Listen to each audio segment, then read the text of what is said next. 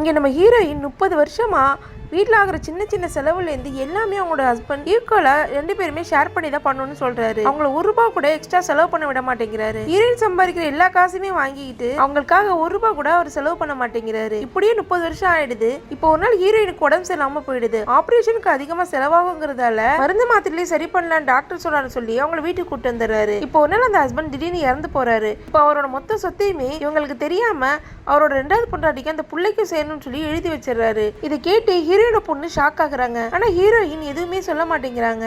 இப்போ அந்த ஹீரோயினோட பொண்ணு நான் உடனே கோர்ட்ல கேஸ் போடுன்னு சொல்லி அந்த இடத்துல இருந்து கிளம்ப பாக்குறாங்க.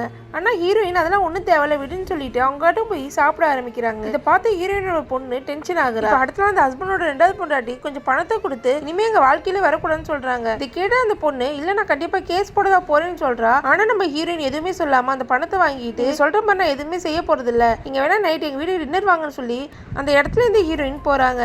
இதை பார்த்து அந்த பொண்ணுக்கு இன்னும் டென்ஷன் ஆகுது.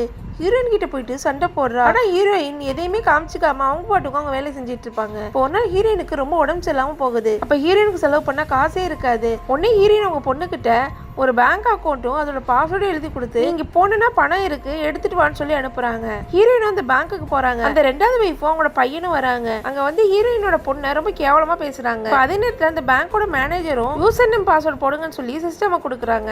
இப்ப ஹீரோயினோட பொண்ணு போட்டதுமே அந்த மேனேஜரே ஷாக் ஆயிடுறாரு. ஏன்னா இந்த அக்கௌண்ட் ஒரு பெரிய விஐபியோட அக்கௌண்ட்னு சொல்றாங்க. ஹீரோயினோட பொண்ணுக்கு ஒண்ணுமே புரியல. அதே நேரத்துல அந்த 2வது வைஃப் அவனோட பையனும் சேர்ந்து ஹீரோயினோட பொண்ணு கூடவே அந்த லாக்கர் ரூமுக்கு போறாங்க. இப்ப அந்த லாக்கர் ரூம்ல என்ன இருக்க போதுன்னு சொல்லி ஹீரோயினை பத்தி கேவலமா பேசிக்கிட்டே தான் வராங்க. உள்ள போய் பார்த்தா அவங்க அம்மா பல மில்லியன் கணக்குல பணமும் தங்கமுமா சேர்த்து வச்சிருக்காங்க. இதை பார்த்துதான் அங்க இருக்க எல்லாருமே ஷாக் ஆகுறாங்க. ஹீரோயின் நல்லா கஷ்டப்பட்டு அவங்க ஹஸ்பண்டுக்கே தெரியாம இவ்வளவு பணத்தையும் கொஞ்சம் கொஞ்சமா சேர்த்து வச்சிருந்திருப்பாங்க.